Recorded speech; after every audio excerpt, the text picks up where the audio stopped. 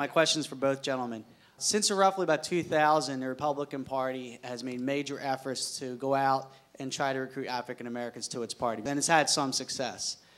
The Democratic Party has worked just as hard to rebuff these efforts.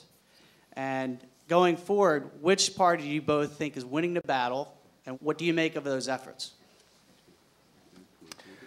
Yeah, I'll take that. I mean, first, a couple points about the top 1%. Let me go back to your question about the African American vote. We were making good gains in terms of, I think we were starting to pick up some gains with African American voters. President Bush made gains between 2000 and 2004, went from about 8.5% to almost 11% of the African American vote. That's still pitiful for the party of Lincoln, and we have to do better. I think there's a strong sense among many African American voters that their votes are taken for granted by Democrats, and if we could just do a better job of making our case to African American voters, I think we would get a higher percentage. And like I say, I feel like we were really on the cusp and on the verge of making some significant gains. And in all candor, in this hall tonight, we were set back by Katrina.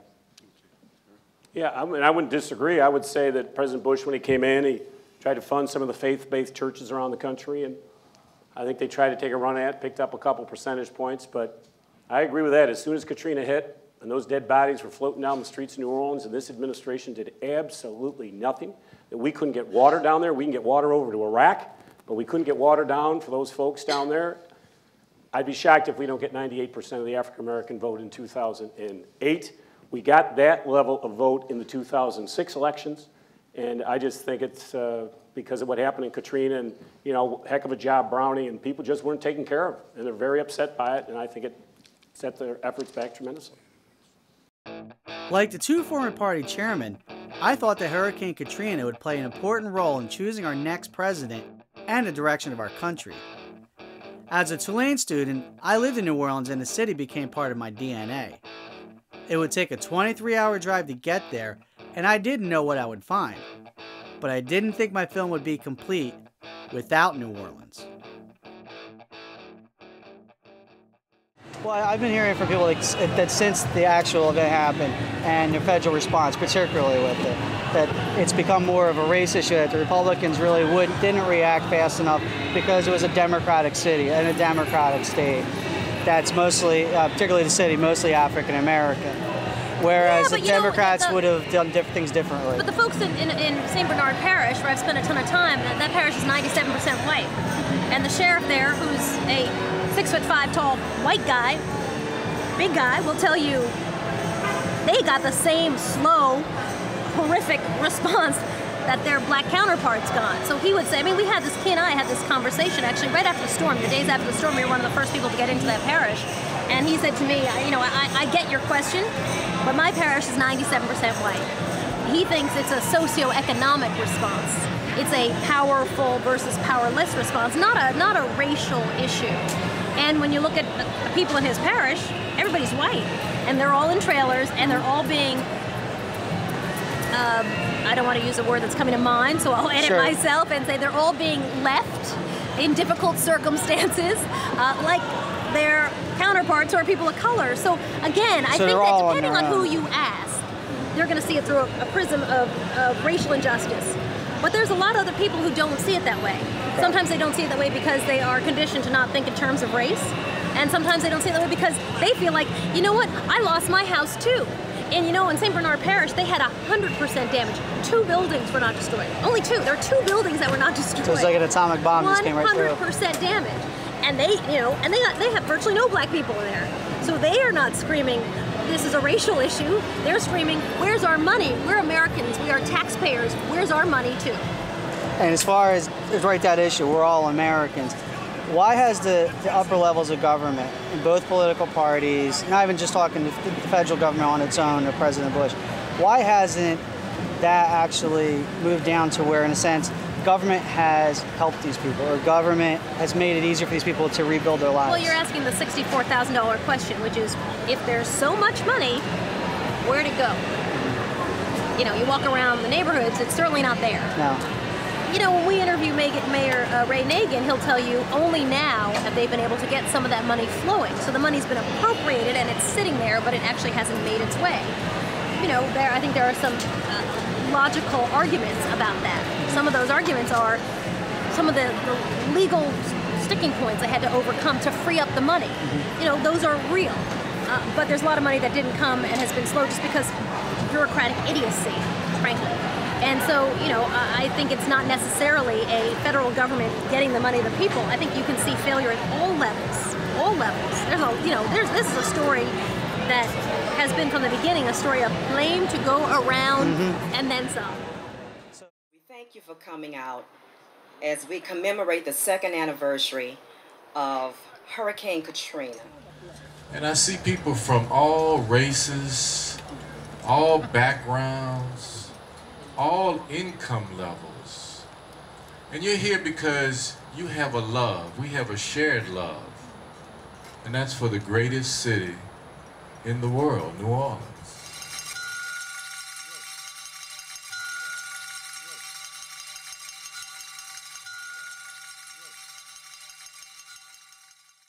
When we let these bells toll, let them toll for the freedom of people, black and white and Latino and Asian, that came together and did in New Orleans what the government didn't do for them.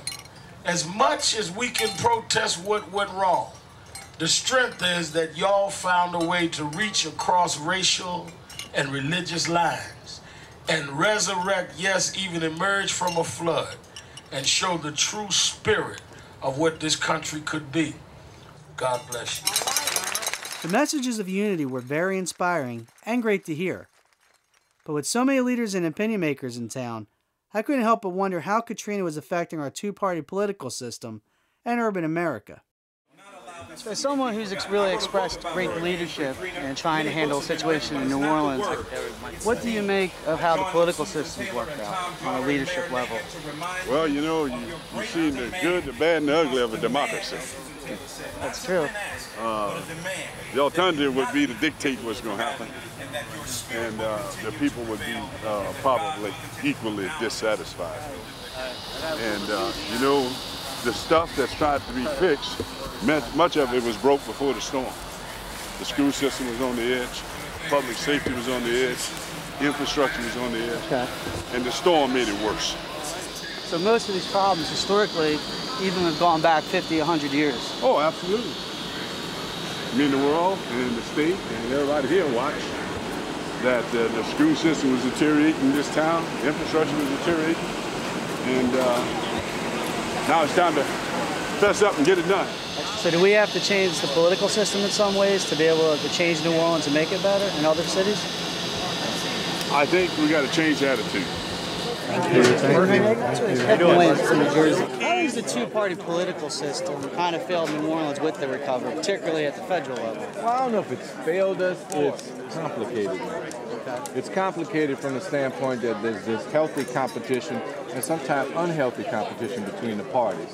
So one group tries to help us, the other group is trying to balance that with some political advantage. And that's what slowed things down. So do you think President Bush and the administration, are they catching maybe more hell in some ways than they deserve, or everything is right? Well, you know, hell is relative. So, you know, I've experienced more than my share of it. Yes, you have. But, you know, I think that as the president continues to look at his legacy, I think he's going to redirect the resources that are here and get things moving. My message to him yesterday was about people. You know, repairing the levees and spending billions of dollars there is a good thing and we need it. But there's still too much suffering in this city. We're overcoming, but we're suffering. And it shouldn't happen in America. How has the political system, on an overall level, failed the people in New Orleans and urban areas? Well, obviously, the failure began long before the storm, but it's been exacerbated by the storm. This could happen in Detroit, Philadelphia, New York, in some places, but certainly where large urban populations which are vulnerable to political neglect. Sure. If you don't count as a right-wing conservative Democrat, if your facer is not whiter or more rich or conservative, you're lost in this nation. Poor white people, poor black people, Latino people are lost. The political system failed because it failed to show up literally in time, 5 days late. But then when it finally showed up, and the great promise that President Bush gave in Jackson Square has not yet been fulfilled. Well, has the Democratic Party also failed these people just Well, as well the as American Republicans? political system, I got to go here. Sure, we can walk with it. The American political system has failed them. I mean, Democrats and Republicans, in the sense of calling out for the most serious measures to be taken. The disproportionate concentration of poverty in these areas has been extraordinary. The way in which the deindustrialization and the post-industrial collapse of major urban cities has really been marked here in New Orleans, and beyond that, the black poor just don't count. The white poor just don't count. The Latino poor just don't count. They don't count because their voices are not considered to be part of a monopoly capitalism or the hegemony of dominant political parties in either case. But not many people are concerned about the fundamental inequities that prevail in this system. And so what we have to do is to keep pressure on Democrats and Republicans across the board to make sure that the concerns of poor people are taken seriously. Yeah, because where I live in Trenton, New Jersey, we have very similar living conditions. Trenton is very much serious. I went to school at Princeton. Trenton, as they say, is right there with that deindustrialization, with the failure of the government to take seriously the concerns and calls of the people. And when you talk about school systems, where there's a disproportionate concentration of wealth in suburban schools, with the resegregation of black and brown students in numbers that begin to approach the numbers of Brown versus Board of Education, we're talking about a colossal failure of the government to do the most fundamental thing, which is support its citizens. Thank you so much, Professor. All right, brother. Take God care. bless you, man. And do you think people are holding both political parties accountable for what's going on? I don't think they have a choice. I mean, at the end of the day, funds federally aren't allocated by who's in power. So whether it's the former Republican-controlled Congress or the now democratically controlled Congress, Congress needs to be responsible for federal dollars. Whether it's this administration or whether it's whoever gets elected, 12 months from now. Well, what do you make of the Republican Party and the Democratic Party's efforts in the African-American community?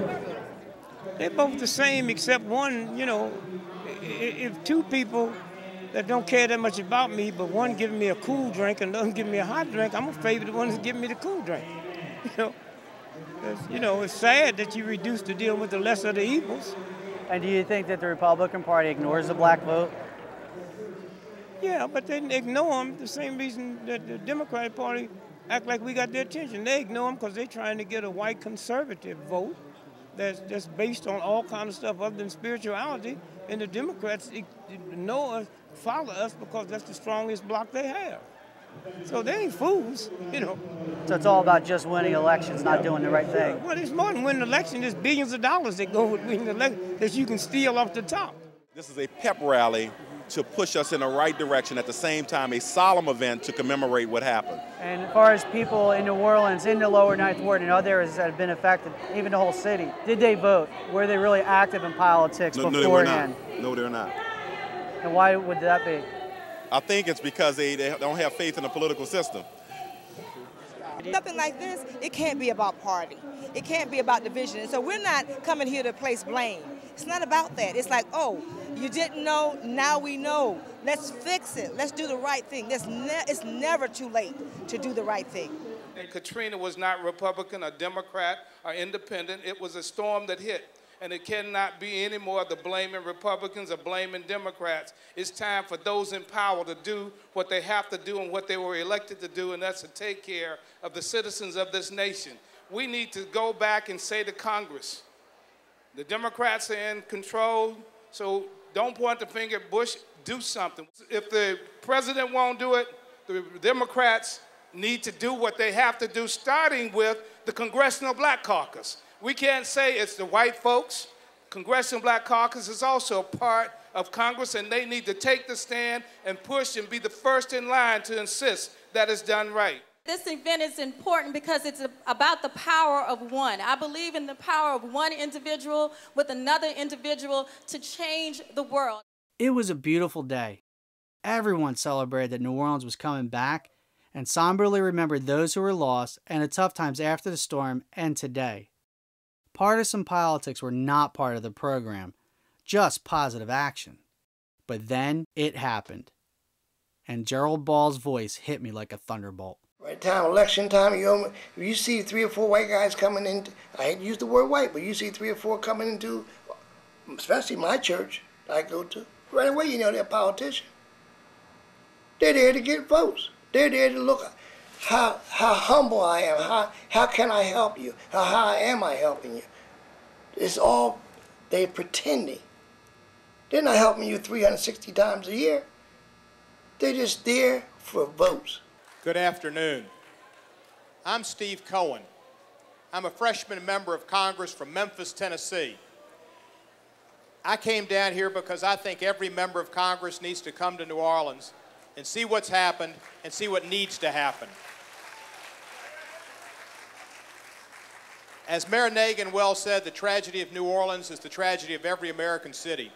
It's a potential tragedy, an occurring tragedy in my city of Memphis, Tennessee, where we need more monies in public health, more monies in public education, jobs programs, opportunities for police to have the funds that they need to fight crime and make us feel safe on our streets and our homes. New Orleans is an example for America, and it's one of the many failed policies of this administration. This gentleman over here is selling some T-shirts. I'm not here to tell you to buy his T-shirt, but I'm telling you when he says they're wanted for mass murder, this administration will go. It needs to be replaced by a Democrat. Whether it's Barack Obama, whether it's Hillary Clinton, whether it's John Edwards, it's got to be a Democrat because that's the hope for America. We need an America that's compassionate and that's competent, and we don't have one today. Kanye West might not have been right, but he wasn't far from right. So I ask each of you to be involved politically. I can tell you as a freshman member of Congress, Speaker Nancy Pelosi is fabulous. And this Democratic Congress has put a great deal of money into the recovery efforts in New Orleans, and her heart and the heart of the Democratic Congress is with New Orleans, with America's cities, and for progress. We need to bring our troops and our dollars home from Baghdad and put them to work in America. Thank you very much. Tough words coming from a white congressman from another city in another state. Do politicians like him really think that they're helping people in urban areas? I guess it depends on where you fall on the political and economic ladder, or not.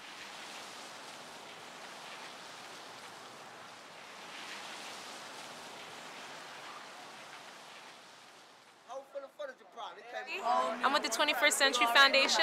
We are a national public charity foundation that supports organizations fighting for black community change, and we are a proud supporter of the New Orleans Survivors Council and the People's Organizing Committee. I think the people of New Orleans, at least the poor people, folks of color, people who've been most disproportionately impacted, most negatively impacted, have definitely been failed by the system. Just look at this case of we have housing that isn't even damaged in terms of, the real severe impacts of the storm. There was no flooding here, but yet the powers that be, elected officials, politicians that already wanted to tear down public housing, were able to use Katrina as an excuse to do so.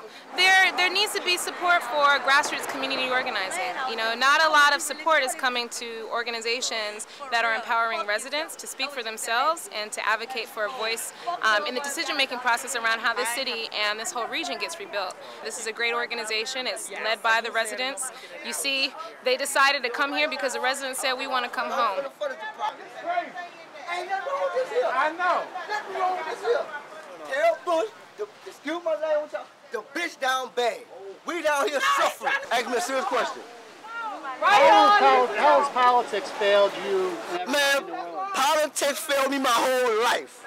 Since Bush got in office, everything was. Well, do you have any politicians helping you guys out at all? We ain't got no politician helping us. Look how we living. We came to get on our house.